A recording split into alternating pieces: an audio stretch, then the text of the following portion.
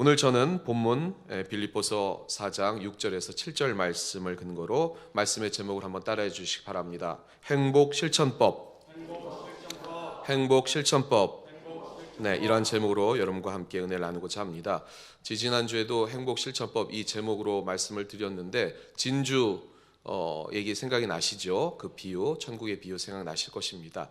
근데 오늘 제가 두 번째로 이 제목을 들은 이유는요, 그럼에도 불구하고 우리의 삶에 다가오는 현실적인 문제 때문에 크게 낙심되고 상심될 때 어떻게 우리는 주님이 주시는 그 하늘의 복을 그리고 그 행복을 지켜갈 수 있는가, 여러분이 아주 잘 알고 계시는 이 말씀 빌립보서 4장 6절 7절 말씀을 통해서 같이 은혜 나누고자 합니다. 오늘 본문은 사도 바울이 로마 감옥에 갇혀 있지만 담대히 빌립보 교인들에게 외친 그 세상에서 살아갈 힘이 어디 있는지 그것을 우리에게 얘기해 주고 있는, 여러분이 정말 좋아하시는 본문입니다. 아무것도 염려하지 말고 다만 모든 일에 기도와 간구로 너희 구할 것을 감사함으로 아뢰라. 하나님께 아뢰라. 그러면 반드시 우리 하나님께서 응답해 주실 줄 믿습니다. 아멘.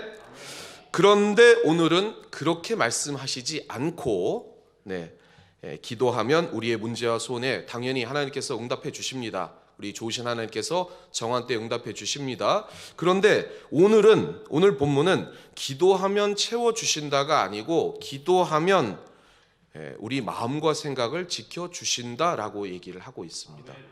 이게 뭔 뜻인가? 여러분, 기도 응답받고 싶으시잖아요. 응답받고 싶지 않으신가 본데? 응답받고 싶으신데 응답을 해주신다가 아니고 우리의 마음을 지켜주신다, 이렇게 말씀하셨는데 이게 무슨 뜻인지 우리 본문 말씀을 조금 더 세밀하게 보면서 같이 은혜 나눠보도록 하겠습니다. 첫 번째는 한번 따라해 주시기 바랍니다. 아무것도 염려하지 말고. 네, 아무것도 염려하지 말아라. 이게 쉽습니까, 여러분? 쉽지 않습니다. 왜냐하면 여러 가지 이유가 있는데 그 중에 제일 어려운 게 뭐냐면요, 염려, 걱정, 고민, 이런 것들은 우리를 지키고자 하는 어쩌면 나오는 본능일 수 있다는 거예요. 그래서 하나님이 이 걱정, 염려를 하는 우리의 연약함을 알고 계세요. 그런데 뭐가 문제냐면요, 고민, 염려, 걱정, 거기에 대한 기준이 애매하다는 거예요. 예를 들면 그겁니다. 저는 지난번에 말씀드린 것처럼 유전적인 결함 때문에 이 부갑상선의 어떤 기능이 제대로 안 돼서 수술을 했음에도 불구하고 여전히 안 돼요. 유전적인 결함이 있죠. 그래서 다른 사람보다, 정상인보다는 쉽게 칼륨이나 뭐 이런 것들이 있어서 금방 급속하게 돌이 이 신장에 쌓입니다. 뭐 담석증도 생기고 신장에도 생기고, 그래서 요로 결석이 생기는 그런 문제가 있거든요. 그러면 신장 쪽이 약간 아프다 그러면 염려가 되는 거죠. 왜냐하면 이게 큰 고통이면 여러분 아시는 것처럼 뭐 산통의 4배까지도 정신을 잃을 수도 있는 그러한 고통이 요로 결석이기 때문에 아프다 그러면 빨리 병원에도 가야 합니다. 제가 아파가지고 사인 왔다 이래가지고 그 교회 학교에서 사역을 하고 있을 때 다리만 건너면, 여의도니까요, 다리만 건너면 서강대교를 건너면 이제 치료를 받는 비뇨기과가 있는데 서강대교를 가다가 중간에 차를 세웠습니다. 대교에서 너무 아파서. 그러니까 그런 경험이 있는 저는 아프다는 사인이 오면 염려가 생기는 거죠. 이거 지금 병원에 가야 되나? 안 가야 되나? 언제 가야 될까? 조금 더 아프면? 아닌가? 이게 신장으로 인한 문제가 그냥 아픈 건가? 고민이 생깁니다. 염려가 생기는 거죠. 근데 염려하지 말라고 했으니까 이거 어떻게 염려를 하지 않는가라는 고민이 들 수가 있다는 것입니다. 그래서 우리는 이 염려라는 오늘 본문 말씀의 정확한 뜻을 이해할 필요가 있습니다. 이게 헬라어로는요, 메립나오라는 뜻인데요, 메리조, 갈라지게 한다라는 뜻하고 노우스라는 마음이라는 뜻이 합쳐져 있는 단어입니다. 그러니까 마음을 갈라지게 한다라는 게 염려입니다. 말을 두 마리 말에다가 손을 양쪽으로 묶어가지고 두 마리 다른 방향으로 이렇게 되면 몸이 갈라지겠죠. 그게 염려하다의 본 의미라는 것입니다. 염려를 하면 우리 마음을 이렇게 갈라지게 하는 게 바로 염려라는 뜻이라는 것입니다. 그래서 이렇게 말씀하신 분이 있어요. 목사님, 누가 염려를 하고 싶겠어요? 지금 상황이 어려우니까 여기에 대한 염려가 생기는 것 아니겠습니까? 이렇게 얘기하시는 분이 있을 수 있다는 것입니다. 맞습니다. 경제적인 문제, 자녀의 문제, 환경적인 문제, 그러나 삶의 문제가 다가오면 우리는 당연히 우리 삶에 다가오는 그러한 필요의 부족 때문에 염려할 수 있다는 것입니다. 그런데 문제는 이 염려가 지속될 경우 우리의 마음을 갈라지게 한다는 거예요. 그래서 이 염려라는 말씀을 우리는 조금 더 본문 말씀, 제가 알고 있는 본문 말씀을 통해서 염려를 계속할 경우에 생기는 파생되는 그러한 원인들을 다시 한번 살펴보고 이 염려하지 말라는 그 의미를 정확하게 이해를 할 필요가 있습니다. 그게 본문 말씀 뿐만이 아니라 민수기에 그런 게 나오는데요. 민수기 11장 4절에서 6절 말씀, 우리 같이 한번 합독해 보겠습니다. 시작. 그들 중에 섞여 사는 다른 인종들이 탐욕을 품음에 이스라엘 자손도 다시 울며 이르되 누가 우리에게 고기를 주어 먹게 하랴. 우리가 애굽에 있을 때에는 값없이 생선과 오이와 참외와 부추와 파와 마늘들을 먹은 것이 생각나거늘 이제는 우리의 기력이 다하여 이 만나 외에는 보이는 것이 아무것도 없도다 하니. 여러분 어떻게 생각하십니까? 이스라엘 백성들이요 지금 광야, 죽음의 땅, 아무것도 없는 광야를 지나가고 있는데 하나님이 살라고 만나를 내려주셔서 그거를 만나를 삼시세 때 먹고 있었어요. 그러니까 뭐 다른 것도 먹고 싶은 생각이 나겠죠. 공감이 가시죠, 여러분? 삼시세끼 한 가지 음식, 맛있는 음식이라도 삼시세끼에 계속 그것만 먹는다면 불평이 나올 수밖에 없는 게 인지상정일 텐데요. 오늘 이 본문 말씀을 통해서 몇 가지 중요한 사실을 우리가 알 수 있는데요. 첫 번째는 한번 따라해 주시기 바랍니다. 불평의 원인. 네, 이 원인이 4절에 있어요. 같이 한번 4절 말씀 같이 한번 합독해 보겠습니다. 그들 중에 섞여 사는 다른 인종들이 탐욕을 품음에 이스라엘 자손도 다시 울며 이르되 누가 우리에게 고기를 주어 먹게 하랴. 섞여 사는 다른 인종이라는 말은 이 애굽에서 어부지리로 이스라엘 백성들이 나올 때 같이 탈출한 다른 인종들, 족속들이 있었습니다. 성경에는 잡족이라고 이렇게 기록을 하고 있는데요. 이들이 탐욕을 품었다는 거예요. 탐욕. 왜 탐욕이냐면 광야를 지날 때 광야에 무슨 고기가 있겠습니까? 네. 그런데도 고기를 먹고 싶다고 얘기를 한 것이 탐욕이라는 거예요. 그 탐욕을 품었는데 그 탐욕이 급속도로 전염이 돼서 이스라엘 백성들이 불평하게 됐다는 것입니다. 여러분, 우리가 기도를 통해 마음을 지키지 않으면 외부에서 흑암의 세력이 틈탄다는 것입니다. 불평을 하게끔 쉽게 급속도로 그 불평을 전염하게끔 만든다는 거예요. 그래서 나의 자그마한 불평이 우리 가족을, 그리고 나의 자그마한 불평이 우리의 삶의 자리를, 우리의 작은 불평이 우리의 신앙 공동체를 급속하게 전염시킨다는 사실 기억하시기를 바랍니다. 이스라엘 백성이 그동안 하나님의 기적적인 역사와 그리고 보호하심을 경험했습니다. 그런데 사탄은 교묘하게 그 사실을 잊어버리게 만들고 없는 것을, 그 불평을 듣게 만들어서 지금 세상의 잣대에 빗대어서 불평을 심었다는 것입니다. 여러분 명심하시기 바랍니다. 염려를 계속하면 흑암의 세력이 우리의 마음을 틈타서 우리를 갈라지게 한다는 것입니다. 그것을 기억하시고 성령님께 마음을 지킬 수 있도록 기도하시는 여러분 되시기를 주님의 이름으로 부탁을 드리겠습니다. 두 번째는요, 한번 따라해 주시기 바랍니다. 세상을 미화. 5절 말씀인데요. 5절 말씀 같이 한번 합독해 보겠습니다. 시작. 우리가 애굽에 있을 때에는 값없이 생선과 오이와 참외와 부추와 파와 마늘들을 먹은 것이 생각나거늘. 여러분, 애굽에서 생선과 부추, 파, 마늘, 참외 이런 거를 어떻게 구했다고요? 값없이 구했다. 이 이스라엘 백성들이 애굽에 있을 때 어떤 삶을 살았죠? 노예의 삶을 살았습니다. 노예의 삶을 살았는데 노예의 신분에 값없이 생선, 부추, 파, 마늘, 오이 이런 걸 먹었다고요?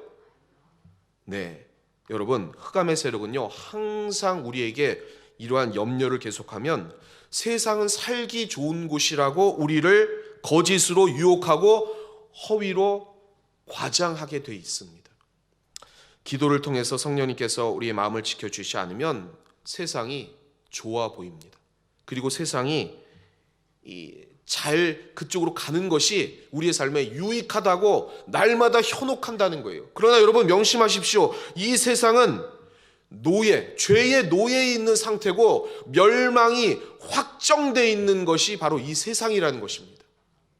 그걸 기억하시고 세상을 따르는 방법이 아니라 하나님의 방법으로 일어서시기를 다시 한번 주님의 이름으로 부탁을 드리겠습니다. 세 번째인데요, 따라해 주시기 바랍니다. 은혜의 망각. 6절 말씀인데요, 우리 6절 말씀 같이 합독해 보겠습니다. 이제는 우리의 기력이 다하여 이 만나 외에는 보이는 것이 아무것도 없도다 하니. 여러분, 만나는 뭐냐면요, 죽음의 땅에서 하루하루 살아가도록 예비하신 하나님의 은혜의 선물입니다. 근데 이를 어떻게 여겼죠? 이 만나 외에는 아무것도 없다. 만나를 하찮게 여긴다는 것입니다. 은혜를 망각한 거죠. 우리가 기도로 무장되지 않으면 오늘의 보호하심과 주님의 그 지키심의 그 은혜를 망각할 수밖에 없다는 겁니다. 사랑하는 우리 성도 여러분, 한번 질문을 드려보겠습니다. 하루하루 살아가는 게 은혜입니까? 아니면 여러분의 힘으로 살아가는 겁니까? 은혜입니다. 은혜입니다. 사실 만나는요, 가나안 땅에 들어가기까지 임시적으로, 이 노인들도 어린아이들도 넉넉히 한 달이면 들어가는, 천천히 걸어가도 한 달이면 들어가는 곳이 바로 가나안 땅이었습니다. 그러니까 한 달 동안 임시적으로 하나님이 살라고 내려주신 은혜의 선물이었어요. 그런데 이스라엘이 그 은혜를 망각하고 불평하기 시작하니까 하나님께서는 40년 동안 그 은혜를 기억하라고 훈련시켰다는 것입니다. 아마도 불평하지 않고 믿음을 지켰다면 한 달 후에는 가나안 땅을 믿음으로 정복하고 그곳에 가서 부추, 파, 마늘, 오이, 참외, 생선 맛있게 먹었겠죠. 아멘? 그게 여러분입니다. 여러분도 지금 삶에 필요한 것이 없다고 불평할 수 있어요. 그리고 염려할 수 있어요. 하나님은 아십니다, 우리의 연약함을. 그러나 그것이 지속되는 것이 아니라 기도로 붙잡고, 하나님, 지금은 부족하지만 주님이 해결해 주실 줄 믿습니다. 그리고 주님의 언약을 믿습니다 라고 기도하시면 하나님께서 정한 때에 응답해 주실 줄 믿습니다. 그러한 가나안 축복을 믿으시는 여러분 되시기를 주님의 이름으로 축원합니다. 축원합니다. 두 번째인데요, 한번 따라해 주시기 바랍니다. 모든 일에 기도와 간구로. 예. 왜 마음을 지키는 것이 중요하냐? 이 사도 바울의 당부, 모든 일에 기도와 간구. 이게 쉽습니까, 여러분? 모든 일에 기도와 간구로 나아간다. 이것도 어렵죠. 이것은요, 기도의 근본 자세를 하나님이 우리에게 얘기해 주고 계시는 것입니다. 기도란 무엇인가? 마태복음 6장 28절을 새 번역으로 이렇게 소개를 한번 해드리겠습니다. 들판에 피어있는 야생화를 보아라. 그리고 어떻게 자라는가를 생각해 보아라. 시간을 내어서 들꽃 속에 있는 그 신비를 마음에 새겨 보아라. 그러면 너희는 새로운 방식으로 세상을 바라보게 될 것이다. 그러나 여러분, 우리의 현실은 그렇게 녹록하지 않습니다.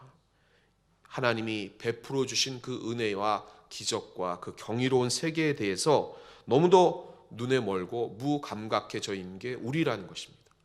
이 콘크리트로 지어진 이 도시 정글 안에서, 그리고 이 정보의 홍수성에서, 그리고 자극적인 그 광고 속에서 들판의 꽃 눈물 나지 않습니다. 그리고 하나님께서 지어주신 이 아름다운 세계에 대해서 감동하지 않고 목이 메이지 않는다는 것입니다. 그래서 아브라함, 여호수아, 핫셀이 이렇게 얘기를 했습니다. 경의를 느끼지 못하는 우리 현대인들에게 이러한 의미심장한 말을 했는데요. 모든 것은 관점의 차이다. 힘과 세력의 관점에서 늘 세상의 잣대로 보면 이 세상은요, 착취의 대상이에요. 내가 밟고 올라가야 될 대상. 그러나 하나님의 입장과 경의의 관점에서 보면 이 세상은 품는 대상이 될 수 있다. 이렇게 얘기를 하고 있습니다. 이것을 회복하는 게 기도인 줄 믿습니다. 아멘. 그래서 우리 기도는요, 열려라 뚝딱, 이거 주세요, 저거 주세요, 이거 해결해 주세요. 이건 초보 때, 유아 때 하는 것이라고 성경에 기록되고 있습니다. 장성한 그리스도의 분량으로 자라나면 하나님의 마음을 이해하게 되고 주님이 뭐라고 얘기하시는가를 생각하게 된다는 거예요. 그래서 기도는요, 우리 자신을 항복하는 것이 기도입니다. 나를 녹여서 새로운 틀로 만들어 주시고 나를 그렇게 사용해 주세요 라고 하는 것이 기도라는 것입니다. 그래서 제자들이 우리 예수님께 기도를 어떻게 하면 됩니까? 라고 할 때 예수님이 가르쳐 주신 게 뭐죠? 가르쳐 주신 게 주기도잖아요. 주기도. 그래서 주기도문 되돌아보기라는 그러한 유명한 글이 있습니다. 제가 한번 빠르게 소개해 드릴 테니까 여러분 한번 들어보시기 바랍니다. 우리가 늘 하는 그 주기도문을 되돌아보는 거예요. 이렇게 얘기했죠. 하늘에 계신 우리라고 하지 마라. 너 자신밖에 모르면서 상대방 입장 헤아려 봤느냐? 하늘에 계신 우리 아버지라고 하지 마라. 자녀로서 너희는 자격이 있느냐? 이름이 거룩히 여김을 받으시오며 라고 하지 마라. 자기 명예와 권력만을 위해 지금까지 살아오지 않았냐? 나라에 임하옵시며 라고 하지 마라. 하나님 나라가 임하는 것을 바랬는지 아니면 너의 나라와 그 물질을 추구했는지, 뜻이 하늘에서 이룬 것 같이 땅에서도 이루어지이다 라고 하지 마라. 하나님의 뜻이 아닌 내 뜻을 관철시키기 위해서 내 방식대로 되기를 바라고 있지나 않느냐? 오늘날 우리에게 죄 지은 자를 사하여 준 것 같이 우리의 죄를 사하여 주시옵고 라고 하지 마라. 남을 미워하고 시기하고 다투고 싸우지 않았느냐? 우리를 시험에 들게 하지 마옵시고 라고 하지 마라. 자신도 모르게 죄를 짓고 또 알고도 짓고 있지 않느냐? 다만 악에서 구하옵소서라고 하지 마라. 내 양심의 소리를 너는 지금 듣고 있지 않지 않느냐? 아멘이라고 하지 마라. 주의 기도문을 늘 하지만 전혀 행함이 없지 않느냐? 주기도문을 되돌아 보았습니다. 여러분, 바른 기도와 간구로 하나님 앞에 나아가실 때, 나를 내려놓고 항복하실 때 주님께서는 우리를 새로운 틀로 새롭게 사용해 주실 줄 믿습니다. 그런 기도와 간구를 통해 우리의 삶의 방향을 바르게 이끌어 주시는 그 성령님의 의로운 손을 붙들고 날마다 승리하시는 여러분 되시기를 주님의 이름으로 부탁을 드리겠습니다. 자, 마지막으로인데요, 한번 따라해 주시기 바랍니다.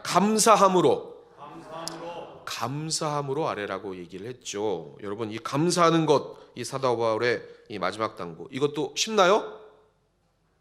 어렵습니다. 감사하는 것도 어렵죠. 저는 감사라고 하는 이 단어를요, 새롭게 깨달은 그러한 이 성경 본문 말씀이 있는데 제가 한번 소개해 드리려고 합니다. 그게 뭐냐면 마태복음 20장. 이것도 천국의 비유예요. 하나님 나라의 비유라는 거예요. 하나님의 마음이라는 겁니다. 여러분이 잘 아시는 것처럼 포도원 품꾼의 비유인데요. 이른 아침에 여러분이 잘 아시는 것처럼 6시에 그 시장에 나가서, 인력 시장에 나가서 포도원 주인이 이 품꾼들을 모집합니다. 한 데나리온, 그 당시 1일 품삯이죠. 만약에 예를 들면 한 10만 원이라고 칩시다. 10만 원에 계약하고 6시에 해서 저녁 6시까지 12시간 일하는 조건으로 10만 원. 조금 적나요? 20만 원으로 올릴까요? 네, 20만 원 계약하고 포도원으로 갔습니다. 그런데 또 주인이 나갔어요. 그런데 인력 시장에 또 사람들이 있는 겁니다. 그래서 또 몇 시에 했냐면은 3시. 그러니까 우리나라 시간으로는 9시에도 품꾼들을 모집해서 또 포도원으로 불러들이고, 그리고 정오 12시에도 모집했고 3시에도 모집했고 마지막으로 저녁 5시에도 품꾼이 남아있는 사람이 있어서 포도원으로 데리고 가서 일을 시키고, 이제 6시에 정산하면서 이 5시에 온 사람부터 1시간 일한 사람부터 20만 원을 딱 준 겁니다. 1시간 일했는데 땡 잡았죠. 네, 1시간 일하고 20만 원을 주니까 아침 새벽 6시부터 온 사람은 어떻게 생각하겠습니까? 더 주겠구나, 이런 기대를 품고 갔는데 그냥 계약한 20만 원을 준 겁니다. 그랬더니 이 새벽 6시에 온 이 품꾼이 이렇게 얘기를 합니다. 마태복음 20장 11절 12절 말씀입니다. 우리 같이 한번 합독해 보겠습니다. 시작. 받은 후 집주인을 원망하여 이르되 나중은 이 사람들은 1시간밖에 일하지 아니할거늘 그들은 종일 수고하여 더위를 건딘 우리와 같게 하였나이다. 사랑하는 성도 여러분, 어떻게 생각하십니까? 이 사람의 주장이 어떻게 생각하십니까? 공감이 가십니까? 아니면 계약 20만 원 했는데 어쩔 수 없지라고 생각하십니까? 공감이 가세요? 공감이 가죠? 그렇지 않습니까? 12시간 그 떼약볕에서 일을 했는데 20만 원인데 1시간 일한 사람도 20만 원을 줬다니, 이거 원망이 나올 수밖에 없고 불평이 나올 수밖에 없다는 것입니다. 그런데 여러분, 이 공감이 가는 사항을 감사할 수 있는 한 상황이 있습니다. 여러분, 언제일까요? 여러분, 이게 이해가 가고 납득이 가는 상황이 생길 수 있어요. 어떨 때죠? 한 푼도 없을 때. 예. 여러분 잘 들으시기 바랍니다. 하나님의 마음이라는 거라고 얘기했잖아요. 천국, 하나님 나라 비유. 이 1시간 일한 사람이 여러분 집에서 놀고 있는 아들이었어요. 감사가 나옵니까? 안 나옵니까? 아까는 왜 감사 안 했죠? 아까는 원망하고 공감이 갔다고 하면서 지금은 왜 이 사람의 감사한 것을 감사하는 거예요? 아까 사람은 타인, 지금 사람은 내 아들, 내 가족. 기준은 뭐냐? 저 사람은 타인이고 이 사람은 내가 사랑하는 아들이라는 그러한 벽이 있다는 거죠. 우리 주님의 마음은 5시에까지 이 인력시장에서 남아있는 사람은 대부분 어떤 사람입니까? 장애가 있거나 일을 못하게 생겼거나 아니면은 소외된 그런 사람 아니겠습니까? 그 사람조차도 예수님의 눈에는 밟히는 거예요. 그러니까 1시간 일하고라도 하루 일할 품삯을, 이거 없으면 못 사니까 품삯을 준 거 아니겠습니까? 만약에 여러분들이 그러한 마음이 있다면, 자녀가 아니라도 그 주인이 왜 그랬을까를 생각하면, 저 사람 저거 돈 없으면 하루 굶을 텐데, 저 사람 우리 주인이 참 대단히 인정이 많구나, 이렇게 이해하지 않으시겠습니까? 여러분, 그걸 이해하는 게 하나님 나라라는 거예요. 그게 감사할 수 있는 마음이라는 것입니다. 세상은요 쉽게 타인을 받아들이지 않습니다. 그러나 하나님 나라는요 주님의 국률 안에서의 은혜와 감사라는 것입니다. 세상은 긍정과 공평이라는 잣대로 되는 것 같지만 그냥 기브 앤 테이크예요. 공정하지 않는 것입니다. 하나님만이 공정하신 것입니다. 그런데 그게 세상적인 공정이 아니라 은혜의 작동을 통한 하나님, 은혜 안에 감사라는 것입니다. 여러분, 그 마음을 품을 때 진정한 세상 속에서 마음을 지켜 하나님 나라를 여러분의 삶에 건설할 수 있는 것입니다. 그 마음을 지켜 우리의 삶의 자리에 부족을 채우고 그리고 필요를 채우고 하나님 나라를 건설하시는 여러분 되시기를 주님의 이름으로 축원합니다. 마지막으로요, 그래도 도저히 감당 못할 그러한 시련과 어려움이 닥친 성도들이 이 자리에 계실 수 있습니다. 그럴 때 여러분, 우리가 잘 아는 찬송가 413장, 오늘 회중 찬송으로 찬양하셨죠? 이 찬양 가사 1절에 이렇게 돼 있습니다. 내 평생에 가는 길 순탄하여 늘 잔잔한 강 같던지 큰 풍파로 무섭고 어렵든지 나의 영혼은 늘 편하다. 내 영혼 평안해. 내 영혼 평안해. 이게 누가 이런 가사를 썼냐면요, 여러분이 아주 여러 번 들으셨을 거예요. 이 가사를 쓴 스태포드라는 사람이 어떤 환경에서 이 가사를 썼는지를 들어보셨을 것입니다. 1873년 이 사람 법률가입니다. 가족들과 유럽 여행을 떠나기로 약속하고 이제 준비하고 배를 타고 가려고 했는데 일이 생겨서 먼저 자기 부인과 네 딸을 먼저 그 배에 출항을 시키고 그 다음 배로 이제 가서 만나려고 했는데 그 배가 침몰했습니다. 그리고 네 딸이 사망을 하고 부인만 간신히 구조돼서 건너가 있었어요. 그래서 그 소식을 급하게 듣고 다음 배를 타고 그 사고 해역을 지나가면서 부인을 만나러 가는 도중에 그 해역을 지나가면서 내 딸들이 여기서 죽었구나 슬피 울면서 하나님 앞에 기도하고 있을 때 하나님이 은혜로 이 스테포드에게 위로해 주시고 그 위로를 받고 그 은혜로 쓴 가사가 이 가사라는 거예요. 내 평생에 가는 길 순탄하여 늘 잔잔한 강 같던지 큰 풍파로 무섭고 어렵든지 나의 영혼은 늘 편하다. 내 영혼 평안해. 내 영혼 평안해. 우리 주님이 그 어려운 환경과 극도의 불안과 마음을 갈라지게 하는 그 상황 속에서도 기도하면 그 영혼을 붙들어 주신다는 것입니다. 오늘 그러한 극도로 마음이 갈라져서 힘들어하는 우리 성도님 계신다면 기도하시기 바랍니다. 주님이 붙들어 주실 줄 믿습니다. 그러면 2절에 기록된 것처럼 저 마귀 우리를 삼키려고 입 벌리고 달려와도 주 예수는 우리의 대장 되니 끝내 싸워서 이기리라. 반드시 이길 줄 믿습니다. 우리 좋으신 하나님께서 여러분의 환경을 다 아십니다. 그리고 그러한 환난과 시련을 이기게끔 여러분의 마음을 지켜주실 줄 믿습니다. 그것을 인내로 기억하시고 끝까지 믿음으로 승리하시는 여러분 되시기를 바랍니다. 결론을 맺겠습니다. 사랑하는 성도 여러분, 우리 주님이 말씀하십니다. 사랑하는 자녀들아, 이 거친 광야 속에서 세상 환경 힘든 것을 내가 다 안다. 그리고 지금 어려운 환경에 있는 것도 내가 다 알고 있다. 그러나 나를 믿고 아무것도 염려하지 말아라. 그리고 바른 기도를 통해서 내 마음을 받아들이고 내가 원하고 있는 그 하나님 나라를 너희 삶에 건설할 때까지 인내해라. 그러면 내가 그것을 지키고 만들어가 줄 것이다. 이게 오늘 빌립보서 4장 6절 7절 로마 감옥에 갇혀 있지만 이것이 도리어 하나님의 은혜라는 것을 깨달아 이 빌립보 교인들에게 당당하게 삶에 승리할 수 있는 비결을 외친 이 사도 바울의 간구와 고백이라는 것입니다. 이것을 지켜 날마다 승리하신 여러분 되시기를 주님의 이름으로 축원합니다. 축원합니다.